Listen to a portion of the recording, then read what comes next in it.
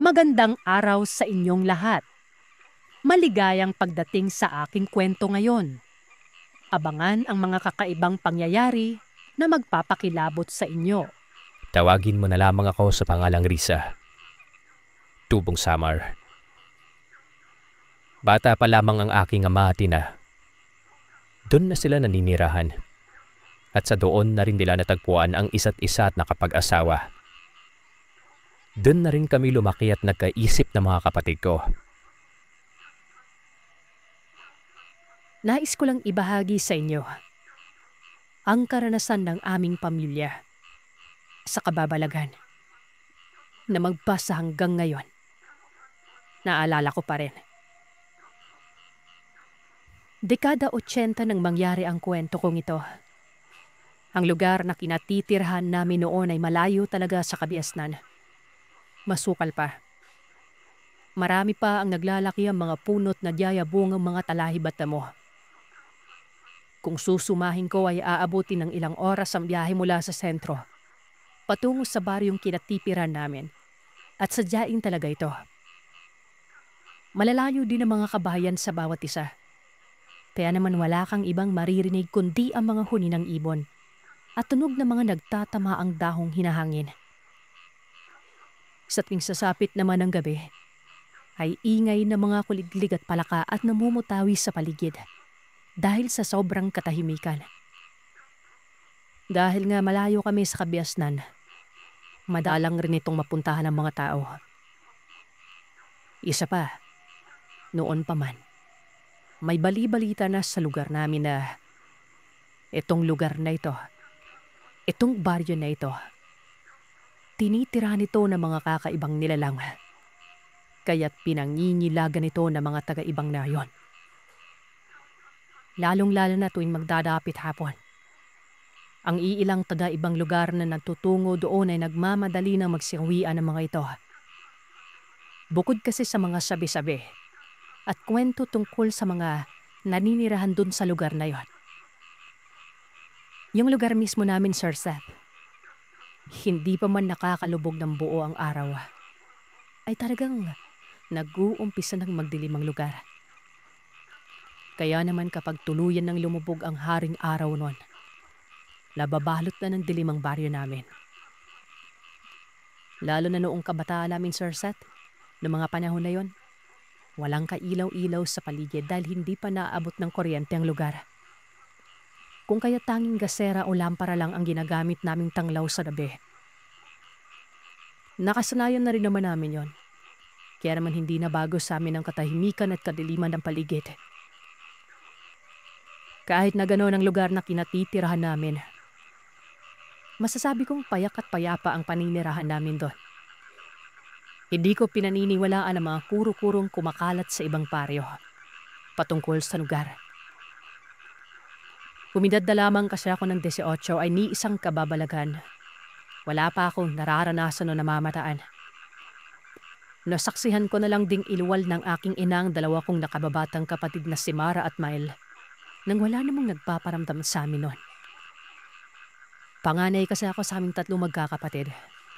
Sumunod sa akin si Mara na 11 anyos at bunso naman namin si Mael na 9 na taong gulang pa lamang. Kaya naman halos ako na din ang tumatayong nanay sa 2 kong kapatid noon, lalo na kapag abala sa gawain ng aming ina.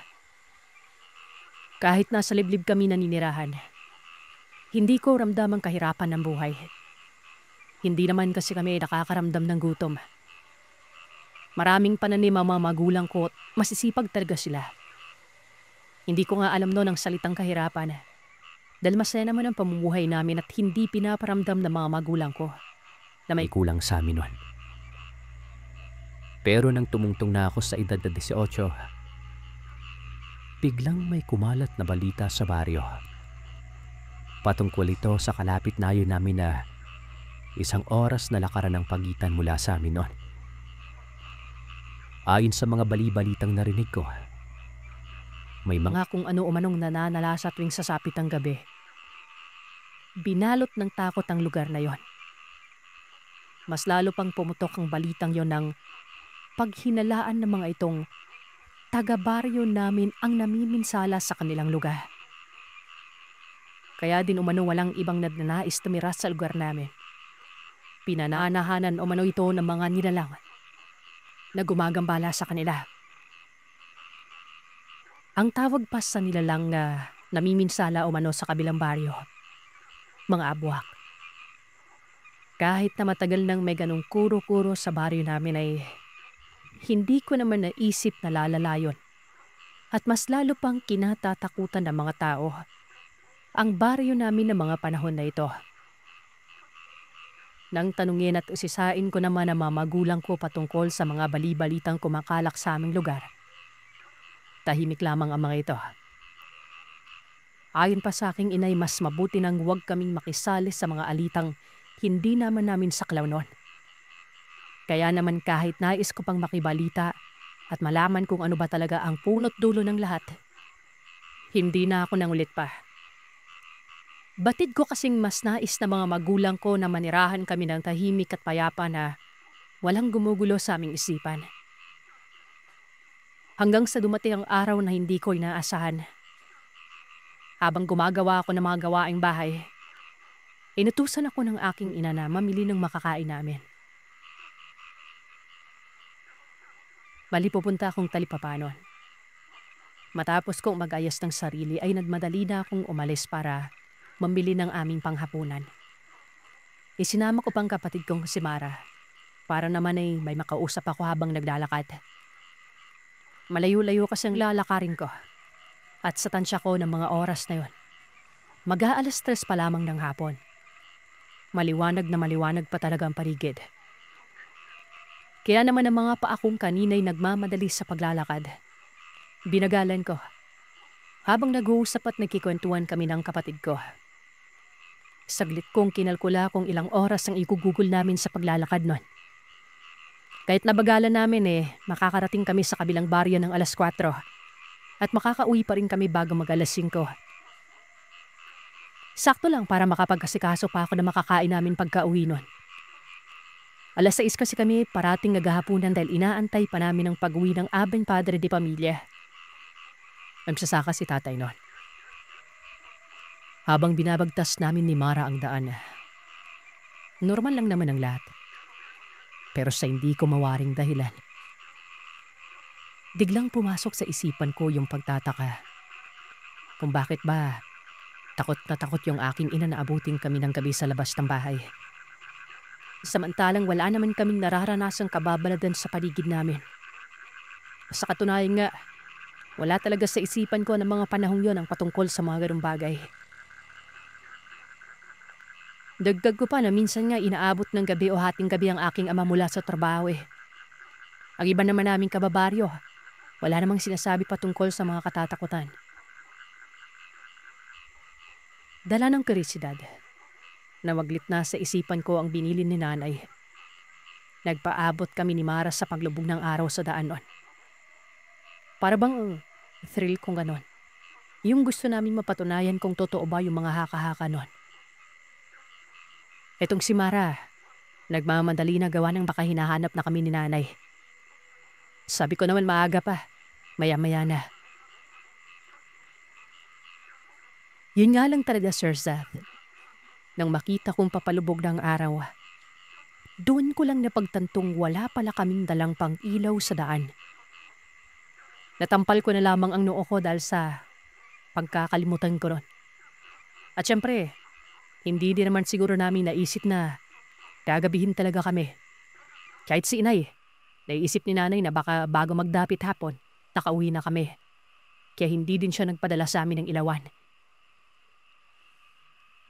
Unti-unti lang ang binabalot ng dilim ang kalupaan. Kaya naman inaya ko na itong magmadali na kami sa paglalakad pa uwi. Habang papalabas kami sa baryong kinaroroonan namin, doon ay nakita ko mga tao. Kung paano silang magmadali para makauwi na rin sa kanikan nilang mga tahanan. Halos tumakbo na nga lang ang mga ito sa pagmamadali. At dadling isinasara mga pintuan at bintana ng kanilang bahay. Dahil sa nakita kong yon, nakaramdam ako ng kaba. Hindi pa man kami nakakalabas sa baryong pinagbilhan namin ng pagkain. Namutawi na ang katahimikan sa buong paligid. Nisa, wala na akong nakitang tao sa labas ng kabayan. Uwiti mong ang alaga ng mga hayop. Pinapasok na nila sa loob ng bahay nila. Ang kaninang mataong lugar na kinaroroonan namin, bigla na naman itong binalot ng katahimikan na naging samhi ng pabilis ng kabog ng dibdib ko. Naramdaman ko naman ang pagigpit ng kapit ni Mara sa braso ko. Kinakabahan din ito. Sadlip ko pang inilibot ang palining ko sa paligid namin noon. Bigla na lang may matandang babae na iika-ika ang papatakbong lumapit sa amin. Nanririsik ang mga mata nitong dinodoro pa kami ng kapatid ko. Pagtalapit na pagtalapit ito, pinagtulakan niya ako't galit na sinabing magmadali na kaming umuwi hanggat hindi pa lumalabas sa mga abwa. Matapos yun ay nagmamadali niya na kaming iniwan sa kinatatayuan namin ng kapatid ko. Dahil sa ginawa ng matanda, mas lalo akong nakaramdam ng pawat. May bitong hinawakan ng kamay ng kapatid ko at dali-dali na kaming tumakbo papalabas ng baryong iwan. Alas may tapon ko na hawak kong pinamili namin sa pagmamadali ko. Sa bilis ng pagtakbo namin, wala pang isang oras, nakarating na kami sa baryo namin noon. Aya siguro ayaw ni Inin abutin pa yun na tabibin sa baryo, no? Samdik ni Mara. Kaya na, siguro totoo yung bali-balita doon. Doon lang na wala bagyang kabang nararamdaman ko. Kampante na ako at naisip kong ligtas na kami gawa ng walapit na kami sa bahay noon. Kahit na madilim na ang paligid ay mas pinili ko na ng amablakad dahil sa pagod na ring tali at naghahabol pa rin kami ng hininga. Sa patuloy na paglalakad namin ni Mara patungo sa bahay noon, sa may bandang dulo, may nakita akong maliliit na kulay pulang mga liwanag. Hindi kalayuan sa amin dalawa. Para mga nagbabagang uling sa dilim ang mga ito. Laking pagtataka ko pa kung ano ang mga yan. Makikita mo ba yung nakikita ko, Mara? Tanong ko sa kapatid ko. Habang hindi inaalis ang paningin sa mga kulay pulang ilaw na nakikita ko doon. Ano yung malayan, ape? Lahihin taotang panong ng kapatid ko't napapahigpit na naman ang pagkapit sa akin. Hindi ko alam. Ninaw ako nakakipin ng ganyan. Tuwin ko. Nang makita ko kubo-kurap-kurap ang mga ito, bigla akong kinabahan. Doon ko napagtanto na parang mga mata ang nakikita namin.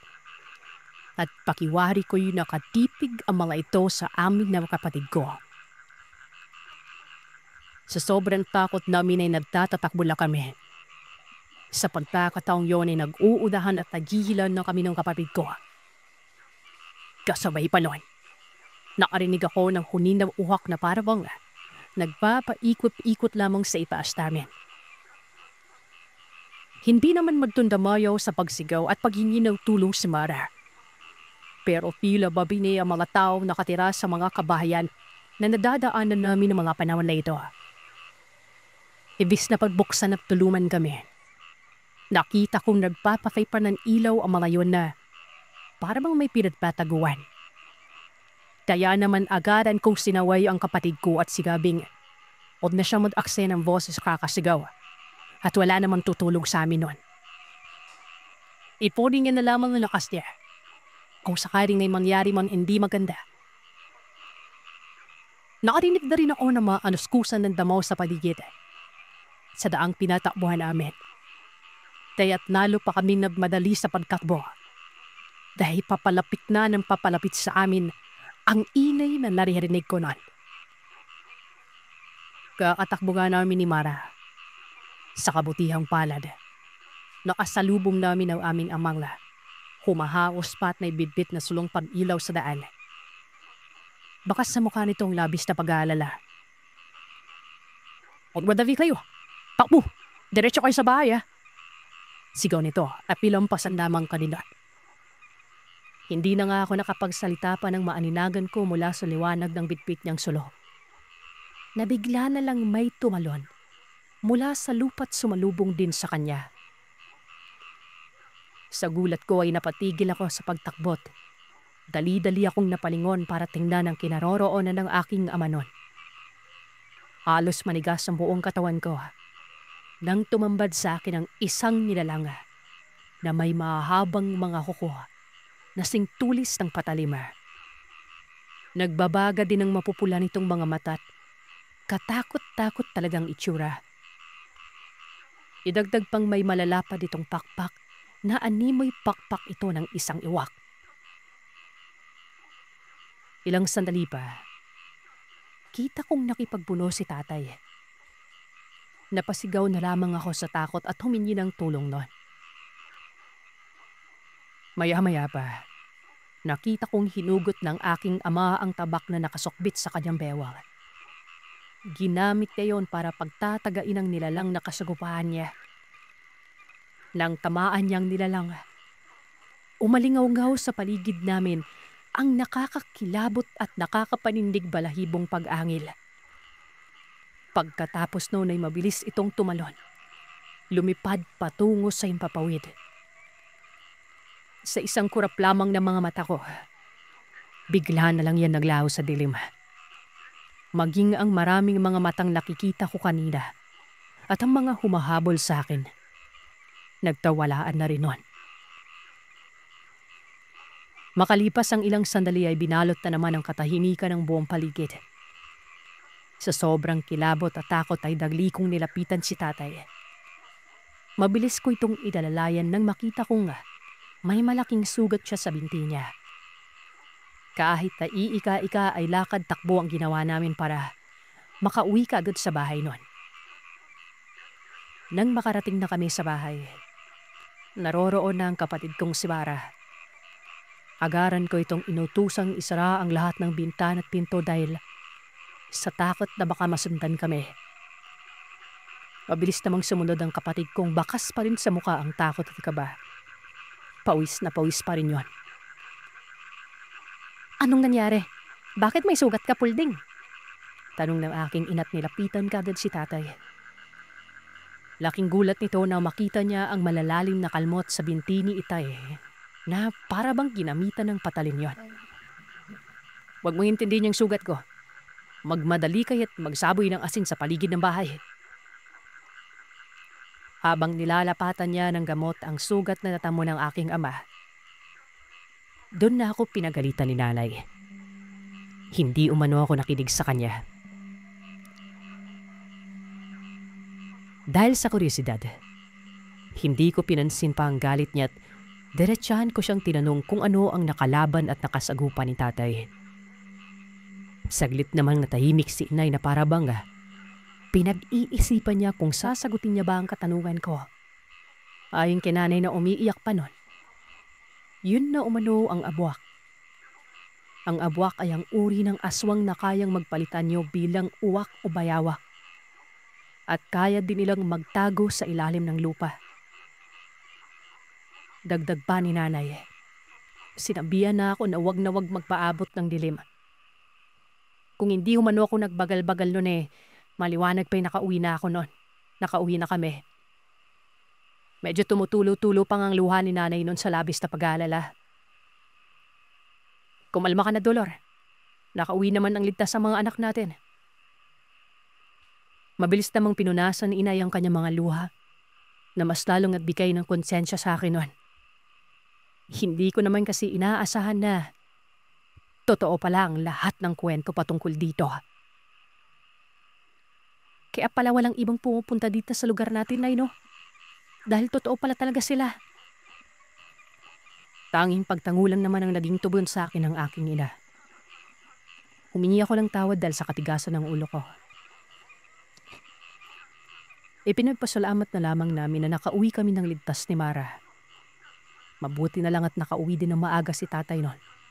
At narinig kaming sumisigaw. Dahil kung hindi, nako, hindi ko alam kung saan na kami pupulutin. Matapos ang gabing yon, naging payapa naman ang lahat. Inakala ko noong yun na magiging una at huling karanasan namin sa nilalang. Nagdoble ingat na kasi kami noon. Hindi ko na talaga sinusungay ang mga magulang ko. Hindi na din ako nagpapaabot ng dilim sa labas ng bahay. At ako na mismo ang nagpapaalala sa mga kapatid kong sundin parati ang bilin ng aming mga magulang. Ilang araw ding hindi nakapagtrabaho si tatay dahil sa sugat niya sa binti noon. Nang hindi pa yan gumagaling sa pang-apat na araw, sinadya niya nang magtungo sa sentro ng lugar namin para ipagamot ito sa kakilala niyang albularyo. Habang wala si tatay noon, abala naman ang aking ina sa pag-ayos sa loob ng bahay. May namamataan akong isang matandang lalaki na pabalik-balik ang daan sa labas ng bahay namin. Ilang beses din itong pabalik-balik. Kitang-kita ko yung gawa ng nagpapahinga ako sa balkonahin ng bahay. Iyak kong hindi namin kabaryo ang matandang lalaki na nakikita ko dahil hindi ko ito namumukaan. At gaya nga ng sabi ko, bibihira ang may mapadpad na taga-ibang lugar sa baryo namin kaya naman kabisado ko na kung kabaryo namin ito o hindi. Nagmamasid lang naman ako sa paligid noon at hindi ko na ito sinabi pa sa aking ina. Wala naman kasi akong nararamdamang kakaiba sa matandang ito. Iniisip ko na baka nangangahoy lang. Gawa ng dulong baryo nga kami, diba? Kung ano-ano lang kasi ang bitbit ito sa tuwing napapadaan sa labas ng bahay. Merong sako, may kahoy. Hapon na makabalik ang aking ama mula sa lakad niya. Sa kadahilan ng malayo talagang kinatitirahan naming baryo mula sa sentro ng aming lugar. Nang makauwi ito ay agaran niya kaming sinabihan na magsara na ng pinto at bintana na maaga. Kahit na hindi pa umano lumulubog ang araw, mas maigi na umanong magdoble ingat kami gawa ng ayon sa kanyang kilalang albularyo kung saan siya nagpatingin noon. Namarkahan umano siya ng aswang. At maaaring anumang oras, balikan siya nito. Kaya naman huwag kaming magpakampante at wala naman kaming kapitbahay na makakatulong sa amin. Dahil sa sinabi niya ng aking ama, nakaramdam ako ng takot at pangamba para sa buhay ng aming pamilya.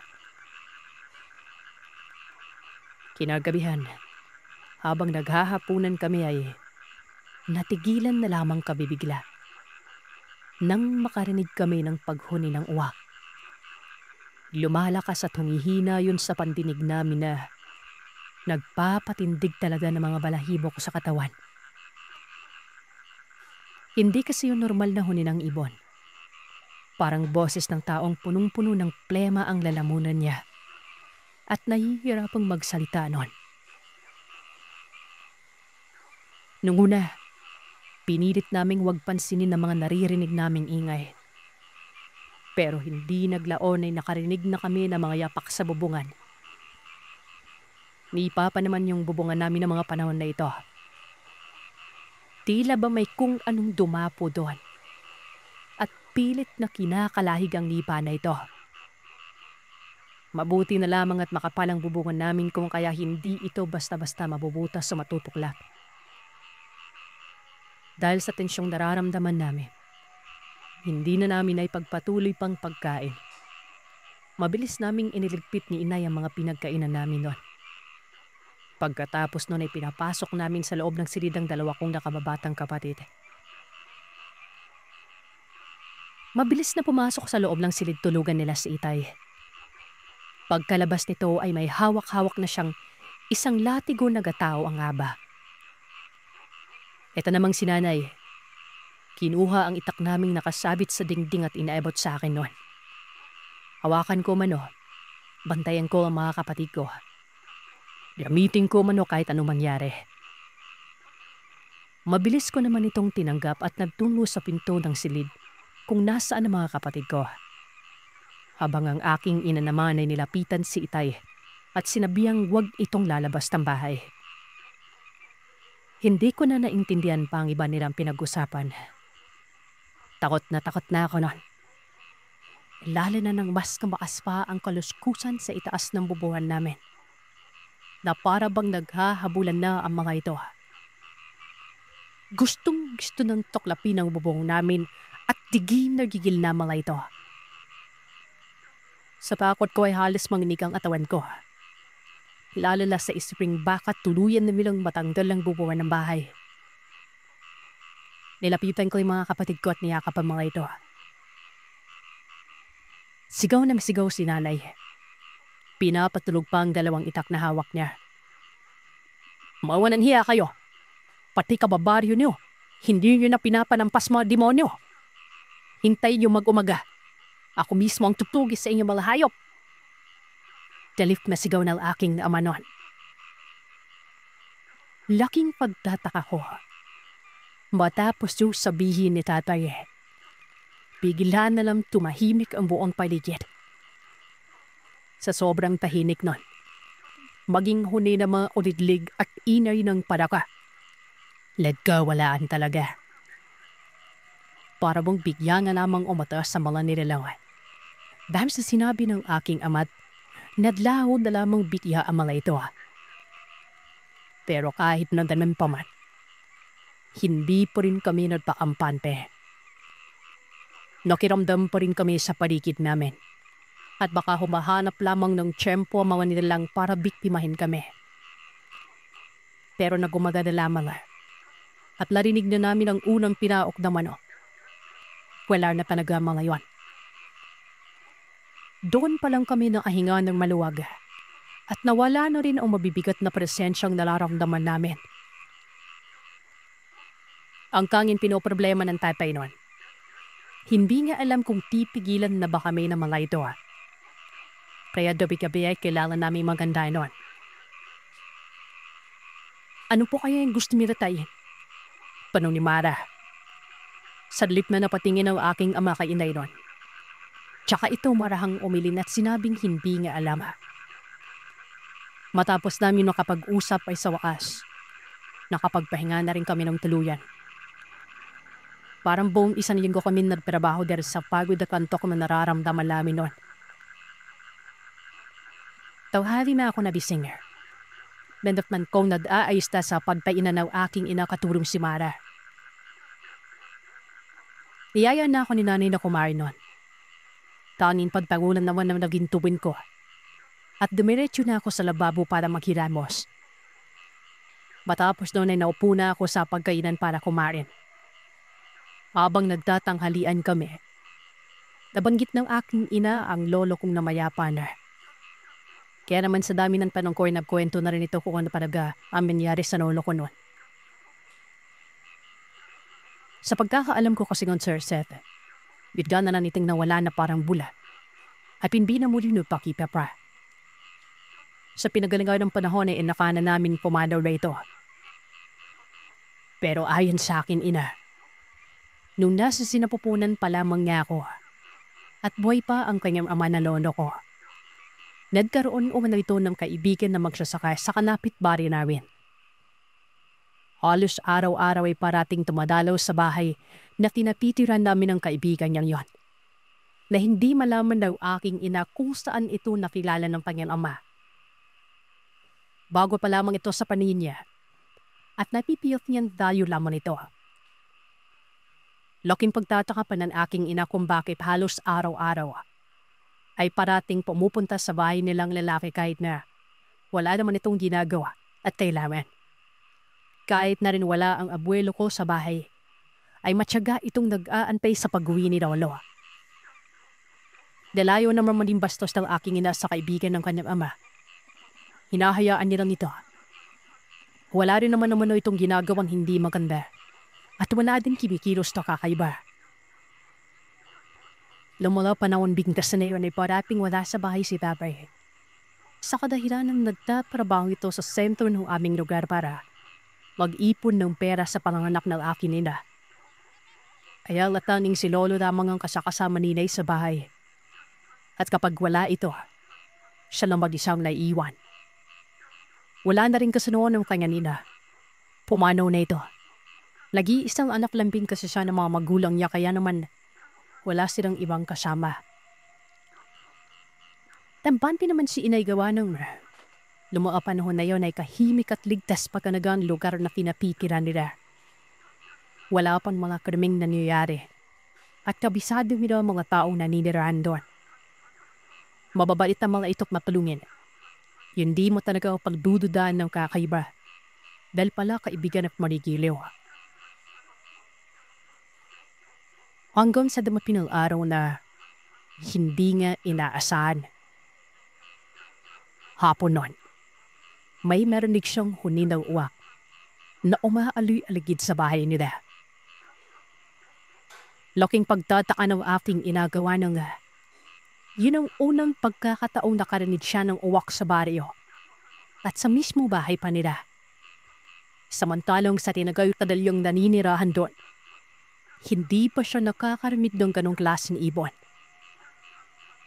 Madalas ay sa ibang lugar nga ito naririnig at tataka-takang naninibig ang mga balahibo niya.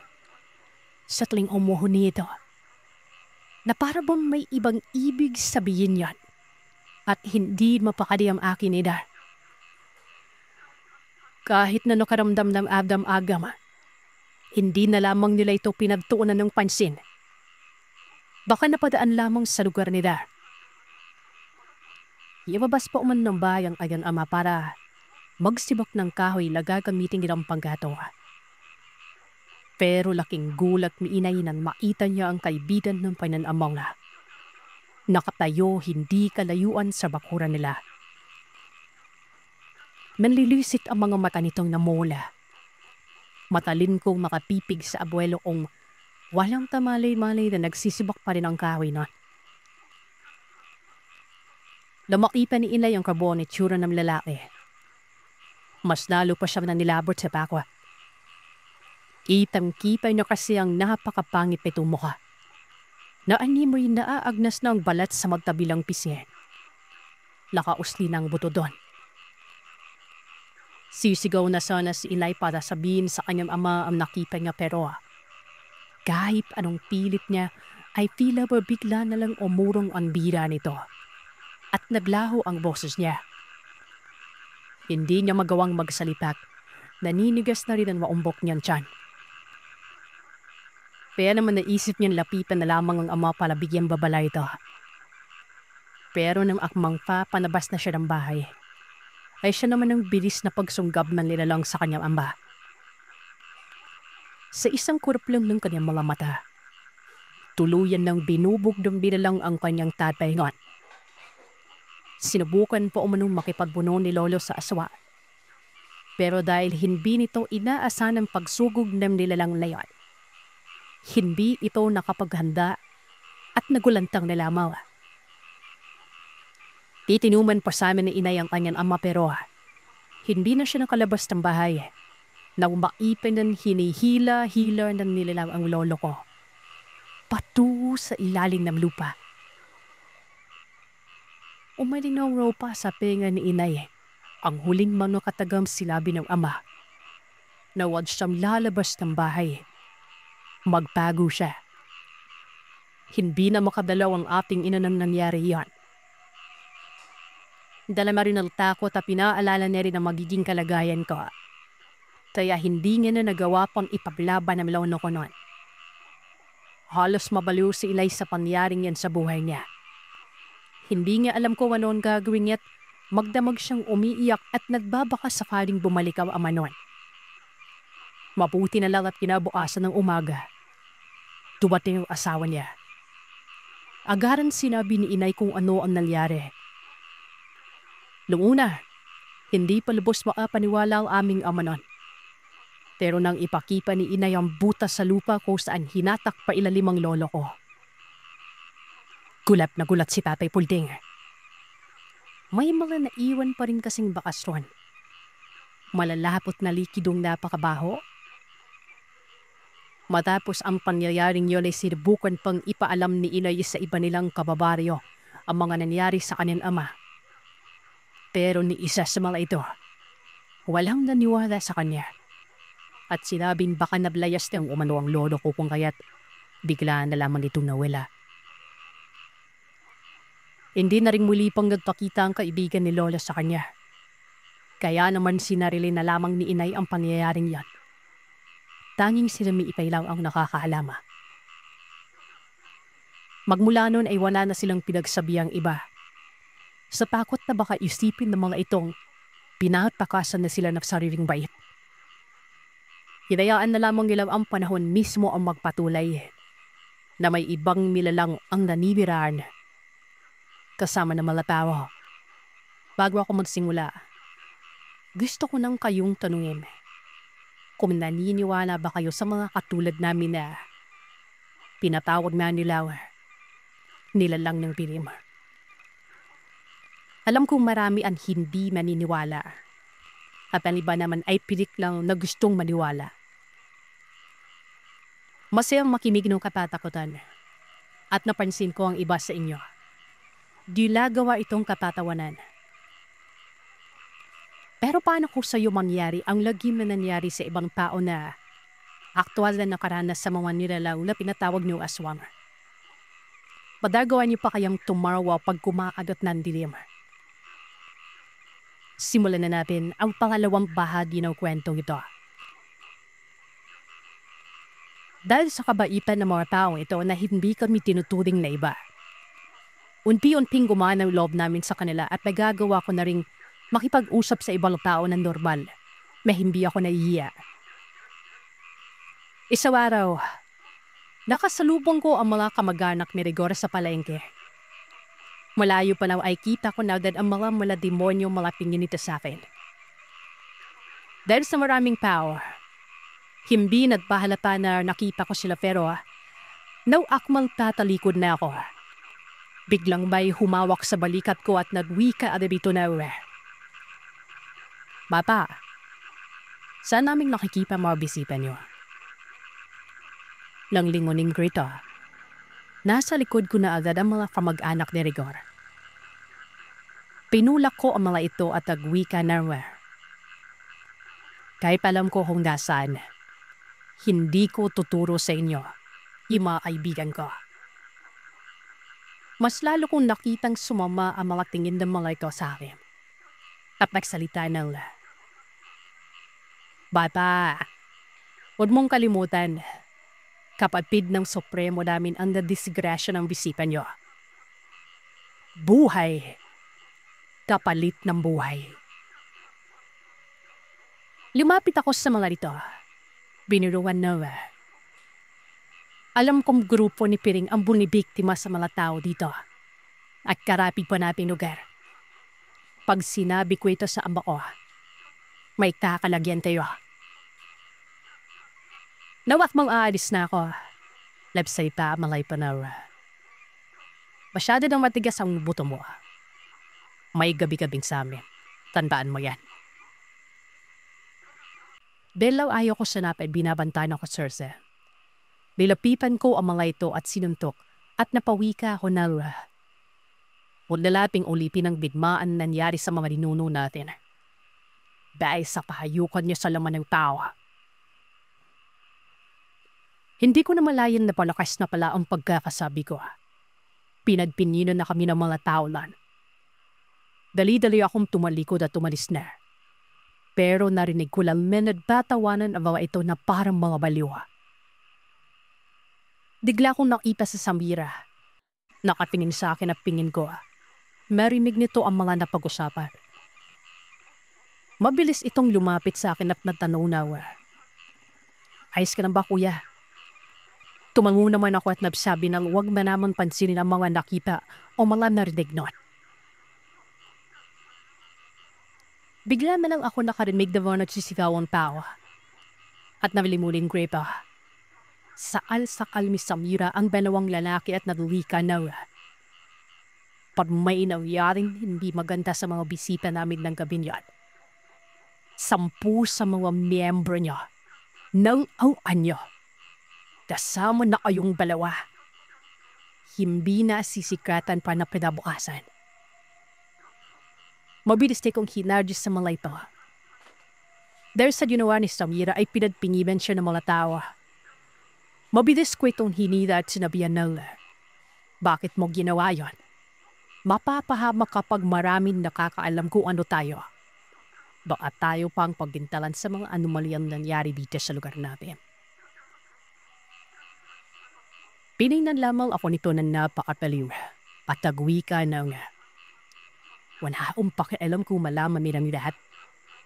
Ang manada, ligtas siya. Daan-daan ka lang, Samira. Normal na tao siya. Baka hindi kayo matanggap. Ayaw namin masaktan ka. Niyakap ko ang kapatid ko at nang makauwi kami. Malayo pa lang ay kita na namin ni Samira ang ama namin na nag-aabang sa loob ng bakod namin. Na makapasok ay nagmano kami at humalik. Sinabihan kami na umupo at may pag-uusapan. Dahil sa mga narinig namin, Sir Seth, talaga namang kinabahan kami. Malamang sa malamang, pag nalaman ni tatay ang naganap sa palengke, malalatigo kami nun. At hindi niya ako nagkamali. Dahil pagbalik nito ay may dala-dala itong latigo. Tumayo sa harap namin. Nagtanong agad ito ng, ang lalakas ng loob niyo. Sa palengke pa talaga kayo magpapakilala kung sino kayo. Sabay palo ng latigo sa sahig nun. Dahil sa ayaw kong malatigo ay wala na akong nagawa kung hindi magsalita at aminin ang mga nangyari. At nang si Samira na ang pinanong kung bakit nito ginawa ang pag-atake doon sa dalawang kalahi nila Rigor. Walang boses na lumabas sa mga bibig nito. Nanatiling nakayuko. Dahil hindi sumasagot si Samira, nagalit ang ama namin. At nang hinataw na nito ng latigo ang kapatid ko, mabilis akong humarang. Ramdam ko ang sakit sa kada hataw sa akin ng ama ko ng latigong yon. Nang tumigil na ang paghataw ay tumalikod ito at iniwan kaming dalawang magkapatid. Nakita kong lumuluha si Samira. Pero nagawa ko pa ring tanungin ito kung natamaan ba siya at kung may masakit sa kanya. Umiring lamang ito at tumayo. Kinuha ang mga gamot at pinahira ng mga sugat na gawa ng latay ng latigo na yan. Maya-maya pa ibumukas ang pintuan. Pumasok ang ama namin. Umupo sa lamesa at sinabihan naman kami na pumunta sa harap niya. Niyakap kami nito. Nagwika ng, huwag niyo nang uulitin yung mga anak. Ayokong mapahama kayo. Sinabi niya sa amin na alam niya ang mga ginagawa ng angkan ni Rigor.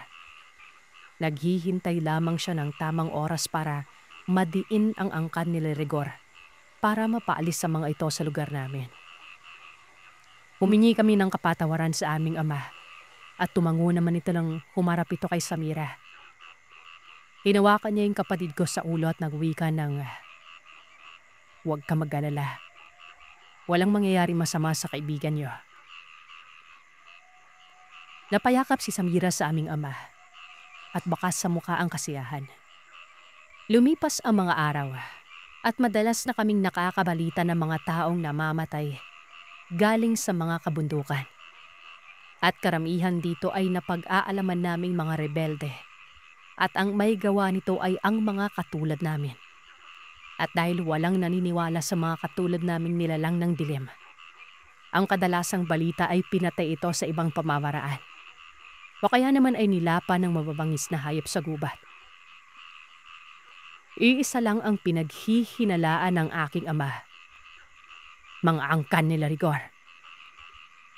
Dahil sa pangyayari ay ilan sa mga mapagkakatiwala ang pamilya namin ang inutusan ng aking ama para subaybayan ng mga kilos at dalaw ng angkan ni Rigor. At ilan sa miyembro ng angkan nito ang nahuli at naaktuhang umaatake ng mga normal na tao. Dahil dito ay napilitan ng ama na puntahan ang lugar ni Rigor. Dahil sa wala akong tiwala sa Rigor na ito, nagpumilit akong sumama sa aking ama kahit ayaw niya. Nang makarating kami sa lugar na mga ito, sinalubong kagad kami ng negatibong presensya ng mga angkan ni Rigor. Pero baliwala lamang ito sa aking ama. Dumiretso pa rin ito papasok ng sitio. Maya-maya pa, sinalubong kami ni Rigor at mangilan-ngilan sa mga kamag-anak nito. Nagwika agad ng, "O pare, napadaan ka ata dito." Habang nakangiti, sumagot ang aking ama ng, "Mukhang nakakalimot na kayo sa napagkasunduan natin na hindi mananakit ng mga normal na tao." Pero bago pa magpatuloy ang aking ama sa mga sasabihin, tumawa ng malakas si Rigor at nabuwika ng, "Nicolas, baka nakakalimutan mo. Mas kinampihan mo ang taong pumaslaw sa kapatid ko. Pero may narinig ka ba sa akin?" Nanatiling tahimik ang aking ama, habang nakatingin lamang sa pamilya ni Rigor na nagtatawanan. Dahil doon ay nagsalita ako. "Rigor, kasalanan no kapatid mo kung bakit siya namatay sa amoy ng normal na tao. Kayok ba naman yung kapatid mo eh? Tama na sa kanyang nangyari." Dito, nakaramdam ako ng malakas na sampal sa mukha ko. Dahilan para tumilapon ako. At nang tingnan ko ito, yung ama ko, na napiling nakapingin pa rin kila Rigor. Nagwika ito ng, "Bata, huwag masyado makialam sa usapan ng mga supremo. Hindi mo anamang kakailan namin." "Rigor, mapatal ko nang alam na lihim na nakipagkubakain ng normal na nilalang ang kapatid mong Spiring. Pero hindi ako nagsalita para sa kasunduan natin. Pero ito, mukhang binalingin na ng tuluyan." "Ebi kung ganun, baliwalain na natin ang mga dugong kasulapan. Huwag sanang magsasalubong ang mga landas dapin, Nicolas." Bago tumalikod daw ama ko ay nagwika ito ng, "Sige, kung galon. Pero wag ko ding malalaman na may mamamatay na normal na tao dahil sa kagagawan niyo." Sinabihan na akong tumayo nito. Naglakad na kami palabas ng lugar ni Rigor. Naririnig ko pa yung mga ang ni Rigor na nagwika na, "Malaya na tayong gawin ang mga gusto natin. Wala nang walang kwentang batas."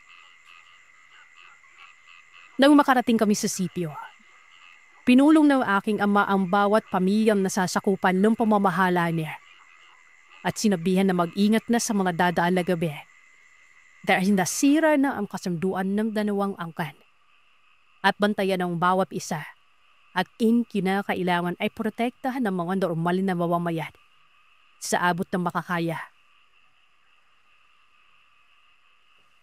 Isang gabi, napag-usapan naming magpipinsan na pumunta sa kabilang bundok para doon manghuli na makakain. Pero kailangan namin mag-inap dahil kung saang bundok kami pupunta, doon din mismo namumugad ang mga halimaw. Dahil kukonti na lamang ng mga hayop na nahuhuli namin kung saan bundok kami, ay sumang-ari naman ng mga pinsan ko. Nang makarating kami ng kabilang bundok, nagsimula na rin kaming maghanap ng makakain noon. Sa kanibitnan, mabilis kaming nagtagoy dahil meron kaming naamoy na kauri namin. Hindi lamang ito iisa o dalawa. Napakaraming ito. Kung nasa lugar kami nagmamatsyag sa hindi kalayruan ng God, nakita namin, Sir Seth, na ang grupo ng mga aswal na nakikita namin ay yung mga angkan ni Rigor. Sumengas ako sa tatlong pinsan ko na wag gagawa ng kung anong inay. Mainap naming sumunod kung saan sila pupunta. Nagwalaw ano-ano. Silugod ng grupo na ito ang isang kuta at nakarinig na lamang kami ng mga putok ng barilan. Naririnig ko pa mga sigawan ng mga tao at tawanan ng mga nilalang na ito na mga kaanib ni Rigor. "Huwag niyong ubusin! Na may babalikan pa tayong pagkain, Bika." Habang kumatawa, Wala kaming balak makialam. Napili kaming nagmamasid sa mga nilalang na umaatake sa mga taong anam naming mga rebelde. At pilit na pinagtatanggol ng mga sarili nila.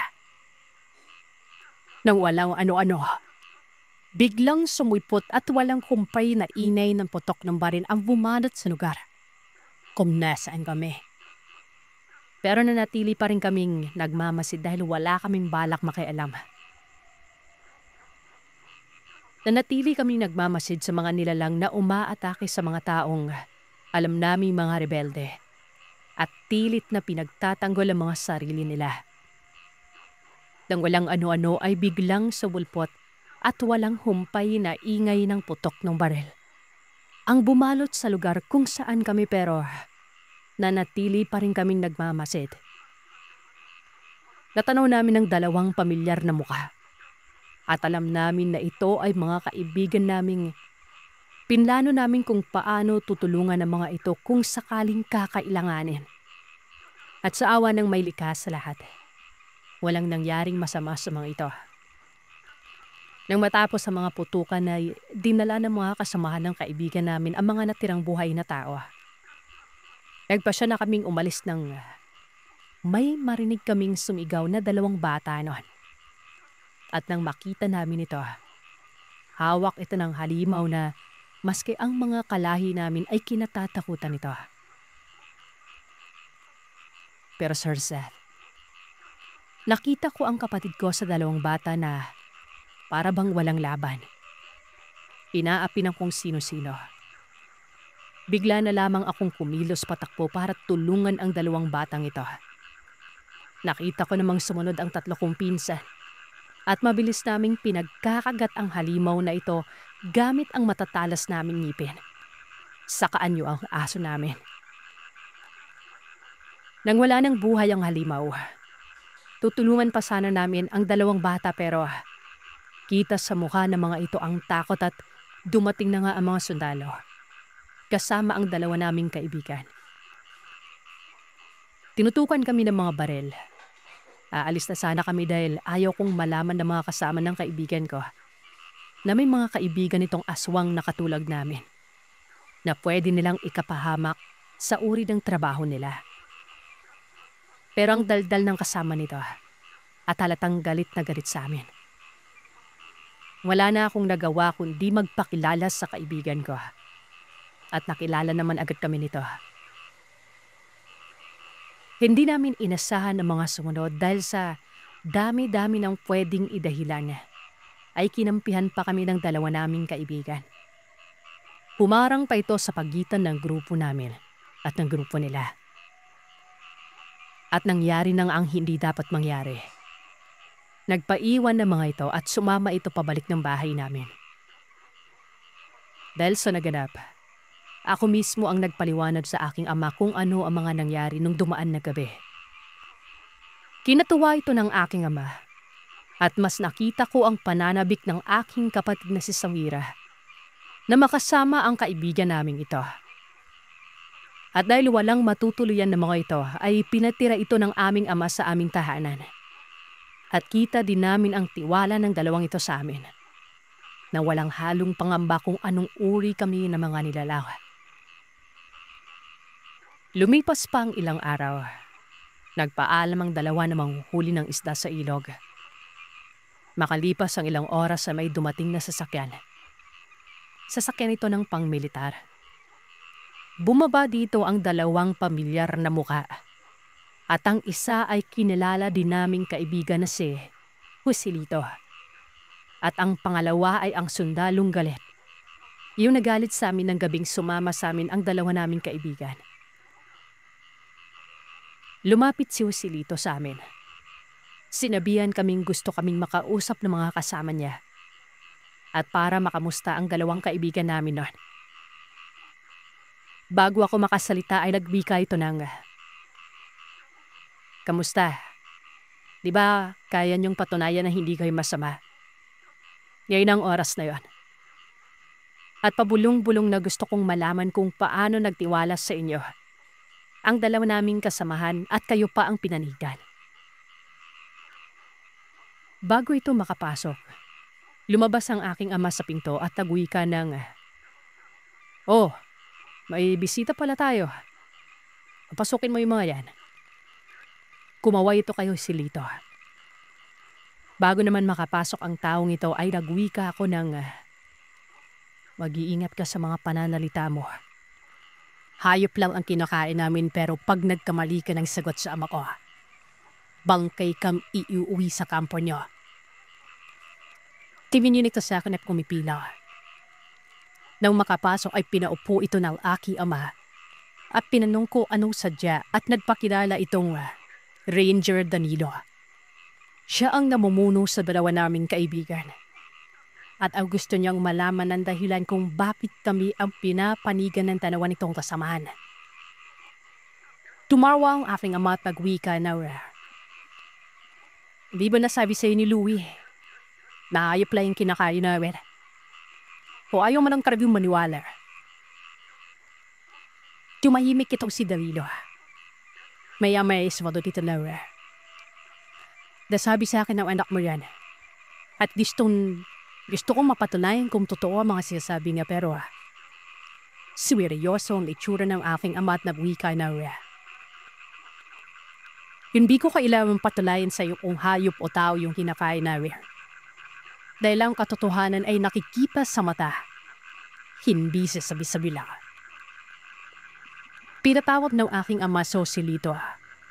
At ito ang pinagpaliwanag at nagpatunay na bago namin kinakain ang hayop ay pinauusukan muna ito. At pinulungan silang dalawa ni Louie na makaalis ng buhay nang gabing may nadisgrasya silang kauwi namin. At dahil sa patuloy na pakikipag-usap nito si Danilo, maniwala Lito, humingi ng paumanhin sa aking ama at sa akin. Benz na naganap long dumaang gabi. Tinanggap namin ang paghingi nikaw ng kapatawaran. At kaya lang ladpasama kay Joselito ay gusto na lang may uwi si Louie. Dahil kung hindi pa ito makakabalik, ay ire-report na mga itong nawawala o patay na sa kanilang pamilya. Dahil sa mga narinig namin ay sinabihan agad ako na tawagin na ang dalawa naming kaibigan. Pero bago ako makahakbal, naririnig ko ng boses nila Louie at kausap sa Joselito sa labas. Nang makapasok ang mga ito ay nagulat pa dahil naipa si Danilo na nasa loob ng bahay at sinabihan na sila ng aking ama na kailangan na nilang makauwi nun. Pumayag ang dalawa. Sumama sila pa uwi ng kampo nila. Nang makaalis sa mga ito, pinanong ako ng aking ama kung panadal sigurado ako na ang nakita ko ay angkan ni Rigor sa bundok. Dahil sigurado ako at type itanong pa sa tatlong pinsan, ay pinagbiinan kong ang talaga ni Rigor ang mga nilalang na yon. Kimahimik ang aking ama. Sinabihan ako na tawagin ko ang tatlo kong pinsan dahil may lalakaring gabi. Pag kumadap ang lilim. Nang sumapit na ang gabi, sinabihan kami ng aking ama na kung sinong angkan o pamilya ni Rigor ang makikita naming nandagambala ng mga normal na tao ay dapat mawala na. Nagpaikot-ikot kami sa lugar namin at 5 sa alan ni Rigor ang naaktuhan naming umaali-aligid kung saan may mga sakit o nagbubuntis. At bago pa magawa ng mga ito ang mga balak nila, mabilis din kaming kumilos para tapusin ang kasamaan na balak ng mga ito. Pero mabilis ding dumating ang balita kay Rigor na nababawasan sila ng miyembro ng angkan nila. Alam niyang kami ang dahilan, pero sinabihan kami ng aking ama na huwag matatakot dahil pag nakitaan kami ng takot, paniguradong buhay namin ang kapalit. Lumipas pa ang mga gabi. Ganon at ganon pa rin ang ginagawa namin. Dahil pa namin ang tanod at gwardya, kakaikot sa buong lugar namin para maprotektahan ng mga normal na tao. Isang araw, daling kami ng aking ama sa kuprahan. May mga lumapit na tao sa aking ama at naririnig kong nagpapasalamat ang mga ito. Dahil sa mga narinig ko ay natuwa ako dahil kahit papano. Kaya panamilong na iiba kami ay nagagawa ng mga normal na ito na magpasalamat sa mga sakripisyo na ginagawa ng aming ama sa buong lugar namin. Nung matapos kami sa trabaho, umuwi na kami. Naabutan namin si Louie sa loob ng bahay. Halatang galing ito ng padiyak. Si Samira naman ay sobrang sama ng tingin sa aming ama. Napasabi na lamang ako sa aking ama ng istorbo ito. Dumaan ang mga oras at nakwento na nga nito ang dahilan. Namatay ang albularyong tumulong sa kanya nung ito'y nasa aklan pa. Pero nanatili akong tahimik dahil ang aking ama ang nakikipag-usap dito sa aking kaibigan. Siyempre Sir Sat, kahit iba kami, marunong din kaming tumahimik pag nagsasalitang nakakatanda. Nagwika ang ama ko kung gusto niyang gumante at napangiti ako dahil pag sinabi ng aking ama, gagawin niya talaga. Pero may kasunod palang lumipad muna ito dahil malayo ang aklan. Napatawa na lamang ako ng malakas dahil lingid din sa aking kaalaman at marami din kaming hinaharap na problema pero nagawa pa rin magbiro at tumawa ng aking ama. Dahil sa sinabi ng aking ama ay binato ito ng una ng aking kapatid. Pero nakita ko na din na kahit papano, ngumiti si Louie. Maya-maya pa, may bumusina na sasakyan at silaw si Lito ito at Aaron. Sinusundo na si Louie. Niyaya pa namin ito maghapunan pero tumanggi na mga ito dahil kailangan na nila makabalik sa kampo nila. Lumipas pa ang mga gabi. Ganun pa rin ang mga ginagawa namin. Bantay ng lugar namin at ng huhuli ng makakain. Isang gabi ay naparami kami ng huli ng mga ligaw na hayop noon. Nagpasya ako na dadaling ko ang iba kila Louie para kahit papano meron silang pagkain. Nang makauwi ay natuwa ang aking ama at si Samira. Itinabi ko ang ibang karne kung saan hindi agad ito masisira. Dahil malalim na rin ang gabi, naisip ko na bukas na lamang ito dalhin. Kinabukasan ay tinawag ako ng 3 kong pinsan dahil meron kaming trabaho sa palengke. Sumang-ayon naman ako dahil pangdagdag din sa pamasahe ni Samira sa eskwela. Dumating kami ng palengke at nagawa namin ang trabaho pero nautusan pa ang 3 kong pinsan. Nagpasya na akong umuwi. Habang naglalakad ako palabas ng palengke, may napansin akong 2 lalaki at pabulong-bulong. At dahil nalikas na malakas ang pandinig namin mga aswang, hindi ko sinasadyang narinig ang pinag-uusapan ng 2 ito. Ang mga katagang narinig ko, aatake sila sa base ng mga militar pag kumagat ang dilim. Dahil alam kong ligtas sa mga kaibigan ko kung nasaan sila. At laging pinapaalala ng aking ama na huwag makikialam sa uri ng mga trabaho ng mga normal. Pinagkidit-palikat ko na lamang ito. At nang makarating ako ng bahay, napansin ko kaagad na wala ang aking kapatid. Dito ay tinanong ko ang aking ama kung nasaan si Samira. Sumagot naman ito na dinala umano nito yung sobrang karne na nahuli ko kagabi sa mga kaibigan namin. Bigla akong napamura at sinabi ang mga narinig ko sa palengke noon. Tinanong pa ako ng aking ama kung totoo ba ang narinig ko. Tumango naman ako at pinatawag nito ang 3 kong pinsan dahil susunod kami kung nasaan si Samira. Pero sinabihan agad kami na susunduin lamang namin si Samira at hindi makikialam kung anong gulong meron sa kampo ng mga kaibigan namin na yon. Nang malapit na kami, naririnig agad namin ang mga putok ng baril sa kabundukan. Nakita agad namin si Samira na tinutulungan si Joselito na inaalalayan ang isa pa nitong kasamahan. Marami itong kalmot at sugat sa may katawan. Nagsalita si Samira. Tay, kailangan namin tumulong dahil merong kauri natin ang umaatake sa taas ng bundok. Tumanggi ang aking ama dahil hindi kami nga dapat makialam sa uri ng trabaho nila. Kung ayaw nyo tay, ako na lang. Akmang tatakbo na yung kapatid ko. Pero mabilis ko itong nahawakan. Sinabihan ko ang aking ama na sasamahan ko ang aking kapatid na tuluan ng mga kaibigan namin sa itaas. Umiling ang aking ama at nagwika na ura. Ano pang hinihintay niya? Bilisan na natin at baka bangkay na nating maabutan ng mga pasaway na batang yan. Napanipikan ni Samira at nang maabutan na namin ng kaibigan namin na ito, bakas na sa mga ito ang pagod. Nakita namin silang nagtatago sa isang puno.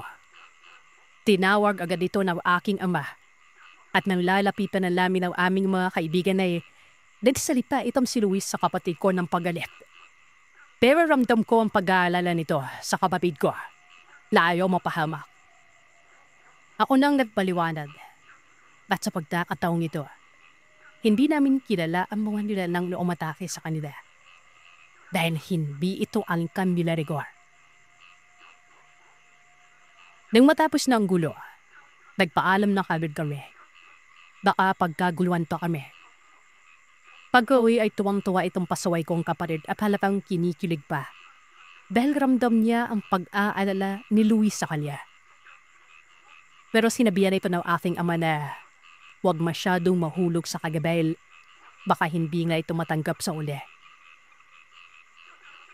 Tay, masaya po ako kung anong sitwasyon namin ni Louie. Dahil hindi niya ako matanggap, mahalagay kaibigan natin sila. Napakamot malamang ang akin ama at pinapasok na kanilang bahay. Kinabukasan ay napansin ni Samira na sira ng ginagamit na tsiwelas ng aking ama. At may isipan naming bilhan ito pag nakaipon pa kami. Sa paglipas ng araw, nagawa naman namin itong pag-ipunan. Sinabihan ko si Samira na ibibili namin ito sa kaarawan ng aming ama. Sumang-ayon naman yung kapatid ko. Isang araw ay nakita ko si Josirito at Aaron sa palengke. Sinabihan kaming ililibre kami sa bayan sa susunod na linggo dahil mawawala sila ng ilang mga linggo doon. Then magbabakasyon sila. Natuwa naman ako dahil saktong kaarawan ng aming ama ito at mabibili namin ang re-regalo namin sa aming ama.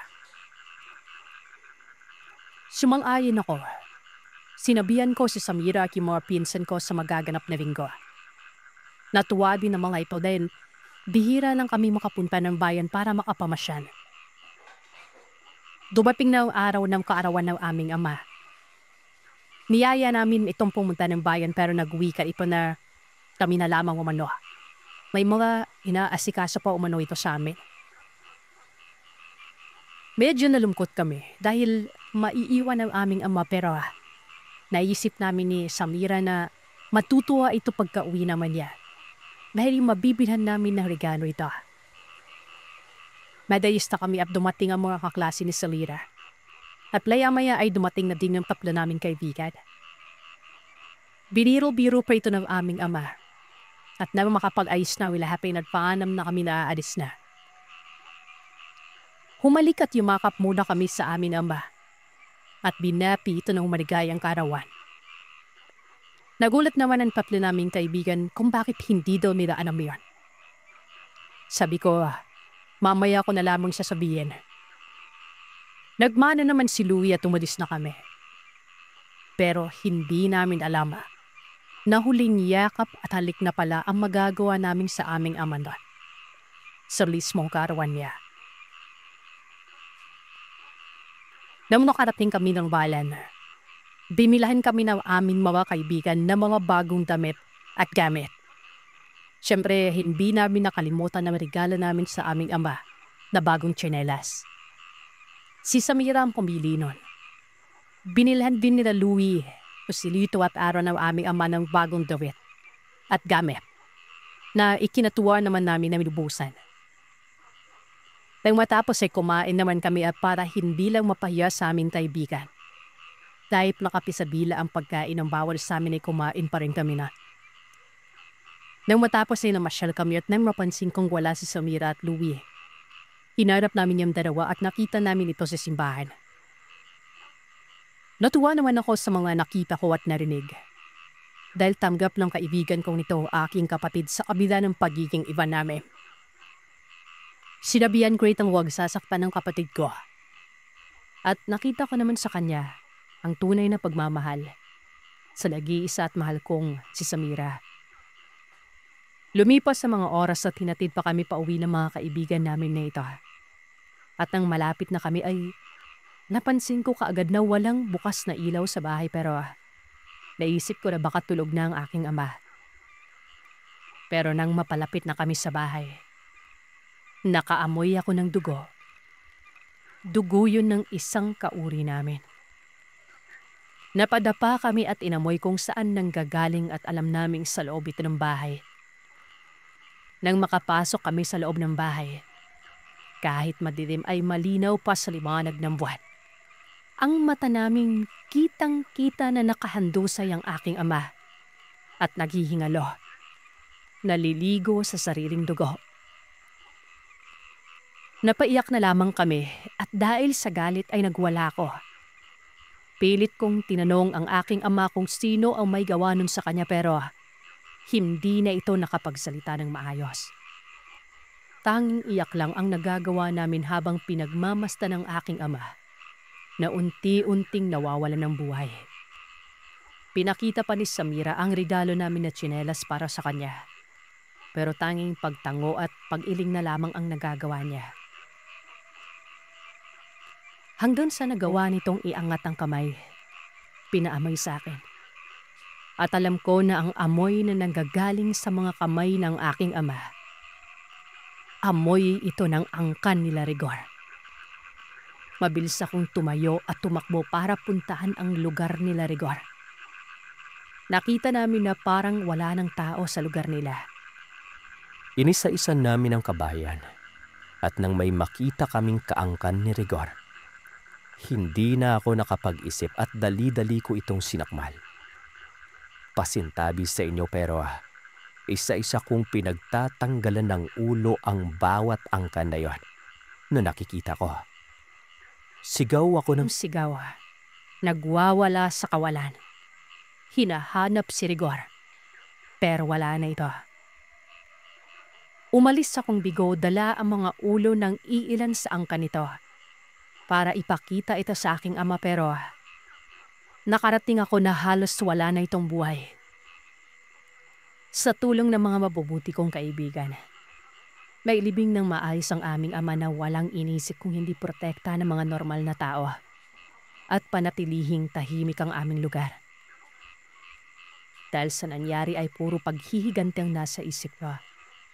Pero nanatili ang mga kaibigan ko para damayan kami hanggang sinabihan ako ng mga ito na pagpatuloy ang aking pag-aaral at makatapos nun. Dahil sa tulong na binigay sa amin ng mga butihin naming kaibigan ay nagawa kong makapagtapos.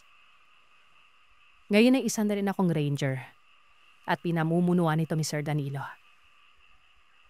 Sa tulong naman ng lolo ng kaibigan ni Louie, naging normal si Samira at nagkaroon ako ng 2 pamangkin. Sa mga panahon na ito, hindi pa rin tapos ang paghihiganti ko sa angkan nila Rigor. Patuloy ko pa din itong hinahanap habang nagbabantay ng kalikasan at kagubatan na nung una ay ginagawa naming hanapan ng makakain at ngayon ay kami na mismo ang nagpaparami at nagangalaga nito. Bago ko tapusin ang kwento, gusto kong magpasalamat sa inyo at sa mga tagapakinig naman. Hanggat maaari sana, huwag niyong gawing katatawanan ang mga kwento na binabahagi dahil hindi niyo alam ang takot at nararamdaman ng taong nakaranas sa mga pangil ng isang nilalang ng dilim. Maraming salamat sa inyo.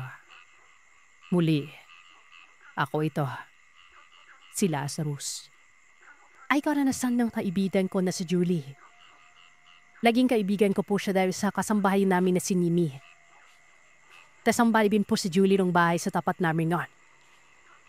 Tuwing gabi, Lagi ding tambayan laming sa harapan ng bahay namin yan.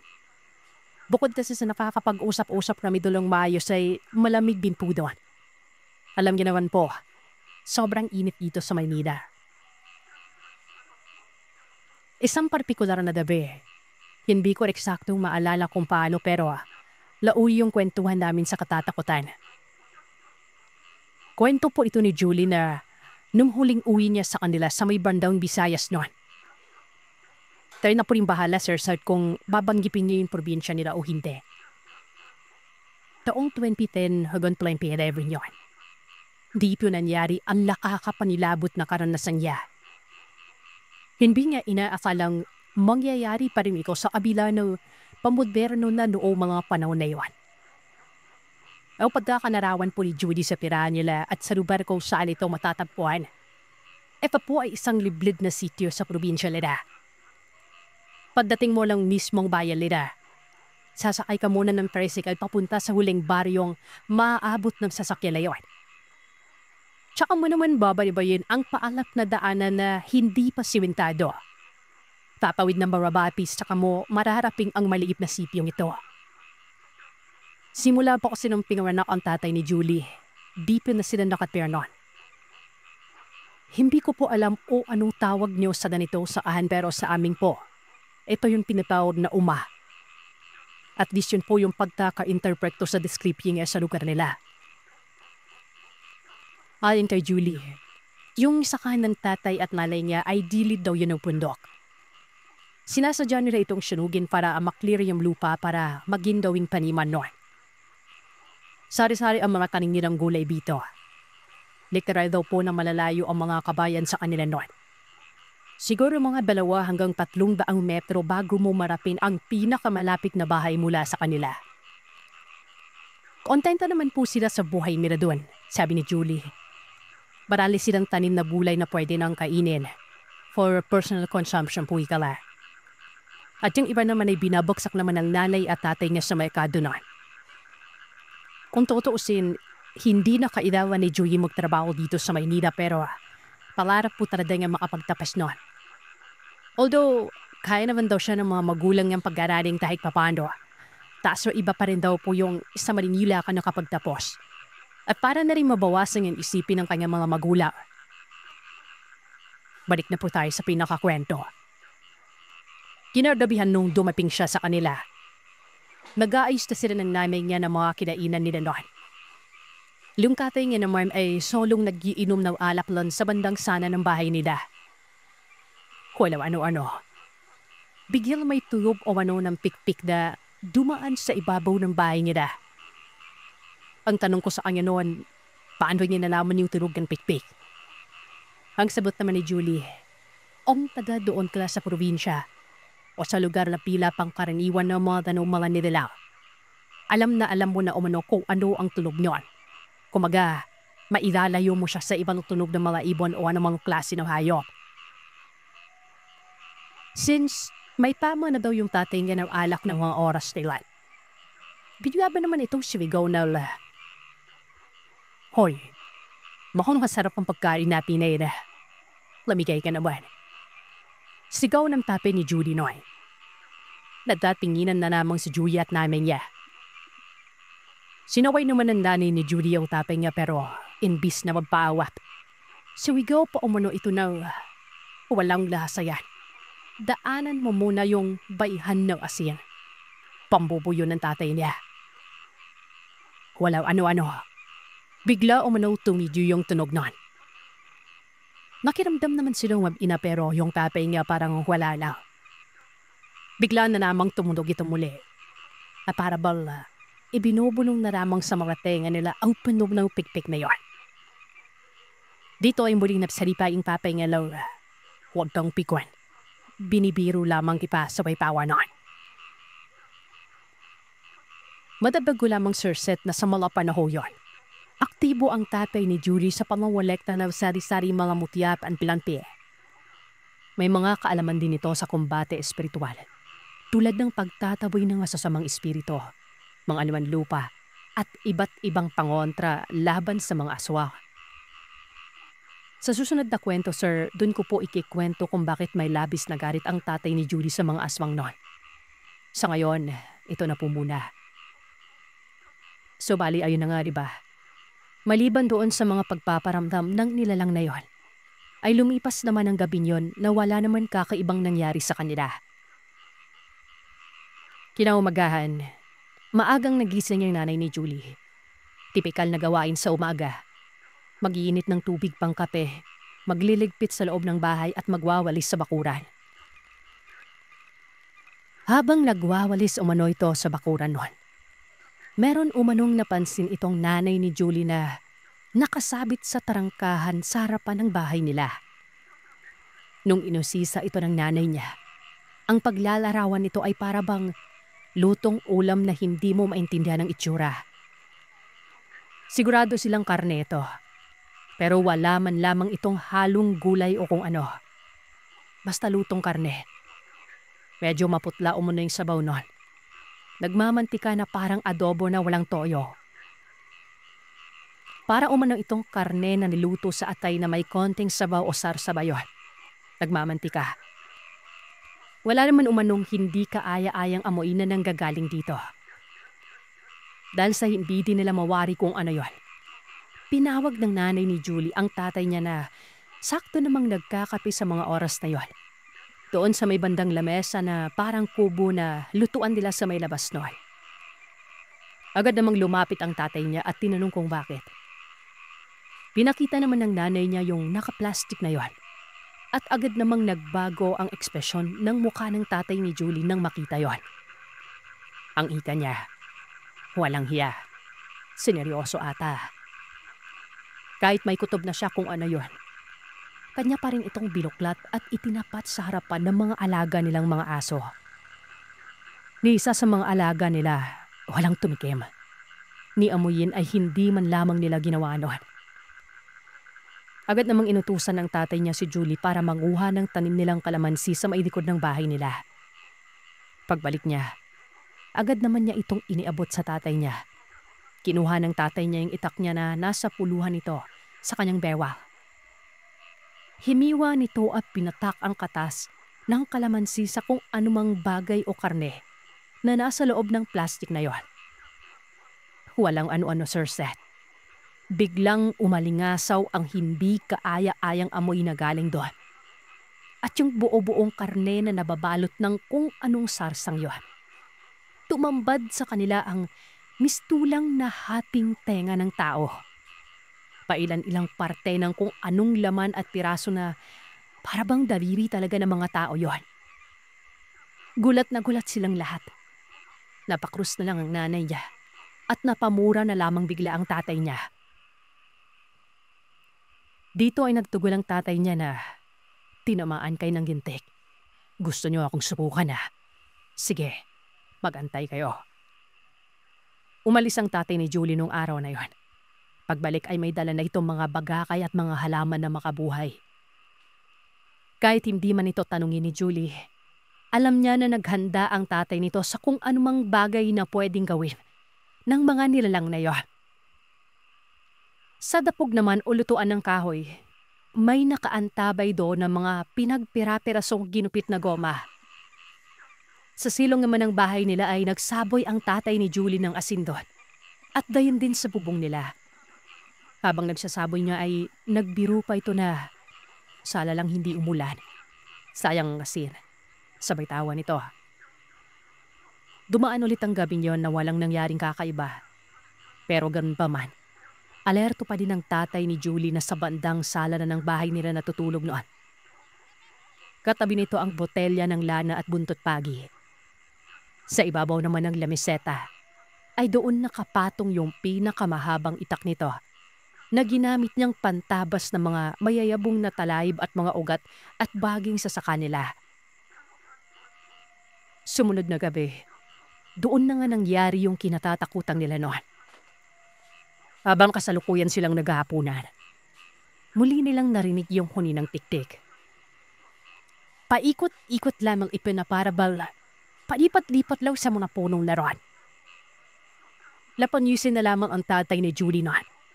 At magsabi sa mahinahong boses na, Hindi ka maalapit no. At tumawa ito. Lagwika o rip ito na huwag kayong mag-alala. Maalapit man yan. Sisiguraduhin pong hindi na yan sisikatan pa ng araw. Sabay pawan ito. Ganun lamang ang ginagawa nung nilalang hanggang sa magpa siya na silang matulog noon. Sinabihan si Julie ng tatay ni Pula, doon ka na sa silid namin ng nanay mo matulog. Mahirap na. Tusto ang mga ganyan nilala. Baka masalisihan pa ako ng mga bimonyong yan. Habang nakanipi at parang kalmado ka na mabiperadesyonan. Hindi na daw matandaan ni Julie ko anong oras na yun. Nung may narinig siya na parabal may kumukot-kot sa gilid ng bahay nila. Ang tunog doon ay parang may kung anong tunog ng hayop na tinakay yung lupa sa tapat ng bintana ng uwat ng Miranor. At nistulang lumirikha ng butas sa pagitan ng bingbe at ng lupa na yon. Pansamantala pang sinalay ni Julie ang paninin niya sa bilir. Kasi wala kahit isang dasera ang nakabuas sa mga oras na yon. Agad namang kinapa ni Julie ang nanay niya at pabulong niyang ginigising ito. Nagtanong naman ng nanay niya kung ano ang nangyayari noon. Agad naman ikaw sinabi ko ano ang nararamdaman niya. Bilog sabi Julie ang cellphone niya. At pagtapat nito sa higaan ng tatay nito sa baba ng kama nila, ay unan at naabuklat na namang nakumot ang naroon. Takan-takan magina siyempre kung nasaan ang padre di pamilya nila. Daan-daan silang lumabas na exceeded noon at hinalap ang tatay niya. Pero wala silang nakita. Nadaalala na ang mag-ilanong wanam ano-ano ay bigyang may pag-atungal ng isang baboy sa gilid ng bahay nila na mistura pang nasasakpan yon. Parang tinakatay. Agad-agad memang tumakbo ang magina sa bahaging yun ng bahay nila at similip sa maliit na butas yon. Sa tulong ng liwanag ng buwan, tipan-kita ni Julie kung paano makipagbulo ang tatay nito sa napaalaking itim na baboy habang nakatarak ang bagakay sa pagiliran ng niralang layon. Naibabawan ng tatay ni Julie pero hindi pa rin ito binibitawan yung bagakay na nakatusok sa pagitan ng tiyan at tagiliran ng baboy na yon. Nung nagkaroon siya ng tiyempo, agad nitong binulot ang itak na nasa tadiliran nito at tinagaan nila ng layon. Pinamaan ito sa pagitan ng leeg at balikat. Isa na namang nakakarimarim na patlatumal na parabal, pinaghalong huni ng iyak ng baboy at sigaw ng tao ang bumalat sa kailaliman ng gabi ng pamilyang yon. Agad namang napaat para sang nilala at sa lapitiran itong lakas ay sumuot ito sa palahiban at naglaho sa bibig. Sinubukan pa ito habulin ng tatay ni Julie pero hindi na nito inabutan pa ang nilalang na yun. Pagbalik ng tatay ni Julie sa bahay nila, doon niya ipinaliwanag kung ano ang nangyari noon. Noong oras pala na pumasok na sila sa silid para matulog, hindi pala talaga natulog yung tatay niya. Nakikiramdam lang pala ito sa merong umaaligid sa bakuran nila. Nung nakumpirma niya na nabipilit ng pumasok yung nilala, daan-daan siyang lumabas sa likurang pinto ng bahay nila. At doon niya inabutan yung nilalang na gumagawa ng huay sa gilid ng mismong kwarto nila noon. Doon siya kumuha ng magandang tiyempo at doon na nagsimula ang pangbubuno nila. Alanbitan na lamang po muna, Sir Seth. Ipapadana ko po yung karugtong pag nagkaroon po ulit ako ng sapat na oras. Bitin na po papasok yung mga ahanap lo aswang na nakasagupa ng tatay ni Julie. Idudugtong ko na rin po yung rason kung bakit labis ang galit ng tatay ni Julie sa mga ganitong klaseng nilalaw. Sana po ay mabigyan po ulit ng pagkakataon na mapili at maibahagi sa mga masulid mo. Kaya subaybay, nais ko pong magpakilala. Ako nga po pala si Yani, 27 years old at taga Mindanao. Taga South Cotabato po ako at hindi ko na lamang po babanggitin kung saan mismo ang lugar ko. Basta South Cotabato. Ilalarawan ko lamang po kung ano ang itsura ng lugar ko. Isa po itong sitio. Maliblib po ito. Malayo sa bayan. Mga 2 oras o mahigit pa bago ka makakarating sa bayan. Nasa kalagitnaan kami ng bundok. Gitna talaga kami ng bundok kaya hindi na bago sa amin yung mga kwentong aswang na yan. Maniwala man kayo o hindi, totoong may aswang po talaga. Subali ito na po yung kwento ko. Umagang-umaga noon. Wala kang makikita na bundok dahil tinatakpan po ng hamog yung buong paligid. Medyo masarap sa pakiramdam, lalong-lalo na yung simoy ng hangin. Yung tipong wala kang poproblemahin dahil hindi pa uso ang karahasan. Payapa, mabuhay ang mga tao noon. Napatalon ako sa sobrang gulat dahil binato ako ng mama ko ng bunot ng iyog. Sabay sabing, "Abay, nagmumuni-muni ka pa dyan. Bilisan mo at kumilos dahil mag-aani pa tayo ng palay." Ang pangalan pala ng mama ko ay Ami noon. Papa ko si Dante. 6 kaming magkakapatid, 3 babae at 3 lalaki. Pangatlo ako sa babae, Sir Seth. Naggagayak na ako para pumunta na sa sakahan ng palay noon. Tawag ng tawag si mama sa akin at pilisan ko daw. Gawa ng baka mahuli pa kami at pagagalitan kami ni Papa. Maghapong lag-ani ng palay at sobrang pagod na pagod ako noon. Sino ba namang hindi mapapagod dahil 13 taong gulang pa lamang ako noon, Sir Seth. Mga bandang 4:00 nang nagyaya na si Papa na umuwi noon. Ang sabi niya ay balikan na lamang umano namin sa susunod na araw yung ibang hindi pa namin natapos. Ang sabi pa ni Papa noon gawa ng magdadapit hapon na, wag na daw kaming dumaan sa shortcut. Mahirap na. Kaya naman tinungo na lamang namin yung daanan na may sapa noon. Habang naglalakad kami, biglang may nakasalubong kaming matandang lalaking may daladalang langka noon. Hindi namin ito kakilala o hindi ito kakilala ni Papa. Pero inunahan na po ni Papa ng bati yon. Ang sabi ng Papa ko dun sa matanda, "Maayong hapon, Teyoy. Abaw, kadakuman nga klase nga langka ba? Sa di mo agin kuha, Teyoy. Kung sa Tagalog pa, magandang hapon, Tay. Ang laki naman ng langka na yan. Saan mo yan kinuha?" Masama ang tingin ng matanda kay Papa. Pero ang sabi nito, dyan lang sa tabi-tabi. Tapos ay walang ano-ano. Tumingin ito kay Mama. Biglang lumawak ang ngiti nito. Mula sa pagkabusangot niya ay umabot ng tenga ang ngiti niya na yon. Sabay sabi nito na may babalikan pa pala ako sa susunod na araw. Tumawa ito ng napakalakas noon. Sobrang higpit ng hawak ni Mama sa akin noon. Ang sabi ni Papa, bilisan daw namin ang paglalakad. At halos kalad ka rin na ako ni Mama noon maglakad at magtanda sugat-sugat yung pa ako dahil wala nga akong tsinelas noon. Pagdating namin sa bahay ni Lola, sabi nito ni Lola, amoy aswang daw kami. Doon na nagsalita si Mama tungkol doon sa kakaibang matanda na nakasalubong namin. Halos puro itim ang mga mata niya umano na bilog. Tapos napakabaho pa ng hininga niya. Tinanong kami ni Lola kung may sinasabi ang matandang yon.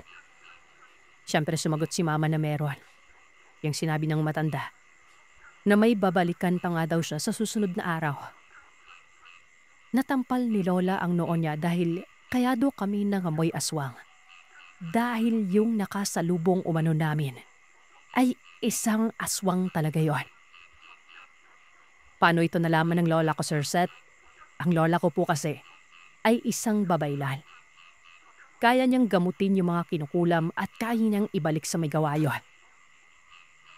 Sikat ang lola ko pagdating sa gamutan at pagpapaanak. Siya lagi ang takbuhan ng mga buntis sa amin noon. Kinagabihan na nga, hindi na bago sa amin yung may mga tunog ng tiktik at wakwak. Dahil alam naman namin na yumana basta naman sa nungga nila yung malandina ng neighbor.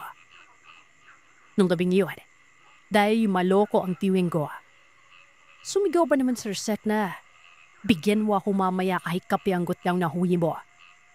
Isabik mo na lang sa likod ng bahay. Siyempre, nagalit si Tita dahil sa sinabi ni Tita Luan. Kinabukasan, pagising nila. Tahon ng taho yung aso namin na parang may gusto siyang dambahim sa likod ng bahay nila Pito. Pagkalabas namin ay nakita namin na may nakasabit na karne na hindi mo mawari kung sa hayop pa yon, Lewan. Minalamaw na yon. Galit na direct yung pipa ko kay Pipelon kung bakit daw humingi siya sa malayon, di ba? Napahimik na lamang si Pito at napakot kasi akala niya binibiro lamang siya. Noong araw din yun, ladanda na din kami ni Mama nun para sumama kay Papa. Tapos sabi ni Papa, wag na daw kami sumama dahil isasama na lamang daw niya si Pito at si Rolo. Sila na lamang daw ang pupunta sa kapasan na hindi namin natapos noon. Ang ginawa na lamang namin ni Mama ay nag-harvest na lamang kami ng mga gulay noon para madala sa bayan.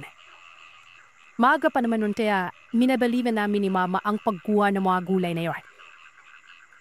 Pagkatapos naming maayos lahat ng dadalhin namin ay kinausap namin yung kapitbahay namin na may habal-habal para ipadala itong mga tawa.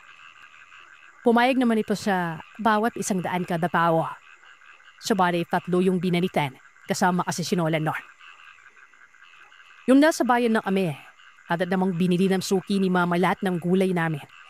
At nang natanggap na ni Mama yung bayad ay agad kaming bumili ng bigas, karne ng baboy at mga aailalanin sa loob ng bahay. Lalo lang asin at betchin, pati na yung mga bawa. Nang mabigyan na namin lahat, pinanta namin sigaw na may kausap na matanda at sabay-sabing uwi na kami noon. Nang makasakay kami sa habal, palay ang kulong ni Lola na hindi ko maintindihan. Pagdating namin sa bahay, may rapad na namin sa loob ng bahay yung mga pinamili namin noon. 12:00 na ng tanghali noon. Nagluto na din si Dora ng tanghalian tapos si Mama nakaupo muna. Tatanghali ang tapat. Biglang may narinig kaming palit-bigas. Taong may berebelang kabayo na may nakasabik na 2 sako na may yaman ng agis o tulya sa Tagalog. Sabi nga kay Mama, palitan daw ni Mama yung kuya niya ng bigas noon. Habang nakikipag-usap ito kay Mama Sir Seth, bigla ba naman yung sinabi na totoo pala yung sinabi ni Tatay na may buntis pala dito. Ang ibig niyang sabihin ng Tatay Sir Seth ay itong lalaking ito. Siya po yung anak ng lalaking matanda na nakasalubong namin noong nakaraang araw. Yung may banaw lang ka. Para daw nabinis si Mama noon noong oras na yan. Kaya kunwari si Mama na pinapadalitan niya ako para makapasok sa loob ng bahay. Namumutla si Mama noon. Tapos unang-una Sir Seth, hindi niya pa alam na buntis siya. Pero doon niya napagtanto, may hindi na para siya binadaknan. Magtatap ng buwan na. Nagsalipa si Lola noon na, alam kong buntis ka, Ami. Tapos, tawag umano ng tawag itong lalaking ito sa labas ng bahay. O makikipagpahitan daw ba ng bigas. Si Lola nang sumagot sa kanya noon. Al sabi ni Lola na ay hindi daw kaya biglang naghalit yung lalaking ito. At ang sabi niya, babalik malamang daw sila mamala kasama ng tatay niya. Hindi na nagsalita pa si Lola. Sinabi niya sa amin na maghanda daw kami mamaya ng lana o langis at magsaboy ng asin sa labas ng bahay. Palibot daw yung pabuhos noon. Imutusan ako ni Lola na magbikbik ng luya, bawa at hinaluan ng asin at pinalibot laming sa lahat ng sulok ng kabayan. Pagsapit na hapon, maaga kaming naghapunan noon. Habang kumakain, nagsalita si Lola na magsuot si Mama ng itim na damit. Kami na mga api ko, todo kapit sa isa't isa. Sa sobrang akot mo, halos mahiguan na sa pawis mo. Mga bandang 10:00 nang bigla na lamang kumulo ang lana sa may pintuan. Ang sabi ni Mama parang sobrang init daw at bigla na lamang bumigat ang pakiramdam niya. Yung aso namin sa labas parang, alam mo yung parang pinalo siya ng napakalakas. Kaya grabe yung iyak niya. Sobrang kulo ng lana at langis nun niya. Ibig sabihin ay nasa labas lamang yung mga masasamang nilalang na yun. Maya-maya pa, parang may boses baka o kalabaw sa labas nun. Umiikot sa bahay. Parang may lumilipad din sa taas ng bubungan namin. Si Mama, tagaktak ang pawis niya. At nagsunog na rin ng gulong si Papa at sigaw ng sigaw nun. Sabi naman ni Lolo, umuwi na lamang kayo dahil wala kayong mapapala sa bahay namin. Dito na nagsalita si Lola. Sabi niya, siya na lamang ang kalabanin nila. Hindi siya natatakot. May hawak-hawak na manunggal si Lola noon at binuksan ang pintuan ng bahay. Sigaw ng sigaw si Lola. Naganyong kalabaw pa kayo. Sige, lumapit tayo dito. Sobrang tapang ng lola ko, Sir Seth. Hindi siya natatakot. Nang bugtungan ni Lola na kilala ko ang asawa mo, isang aswang na mangkukulam, at alam ko kung saan kayo nakatira. Bigla na lamang may boses na matanda ang sumagot kay Lola. Ang sabi nito, binibisita lamang daw nila si Mama noon. Hindi daw sila manggugulo at hindi daw nila kayang taluhin si Lola. Ang sagot ni Lola, kung ayaw niyong kayo ang magiging pagkain ng mga aso namin bukas, umalis na kayo. Habang hinahampas-hampas ni Lola yung hawak niyang kamunggal, atras ng atras ang mga nilalang na yon. Nagsabi daw si Lola no na hindi nakakatuwa ang pagkakaroon ng bisita sa gabi. Pagkatapos nun, nawala na yung pagpaparamdam ng mga nilalang na ito nung gabing yon. Doon din namin napag-alaman na nabuntis nga si Mama. At iyan ang kwento ng aswang para sa araw na ito. Salamat sa inyong pakikinig. Huwag kalimutang mag-iwan ng komento at sabihin sa akin kung ano ang inyong naisip. Hanggang sa susunod na kwento, matulog kayong mahimbing kung kaya ninyo.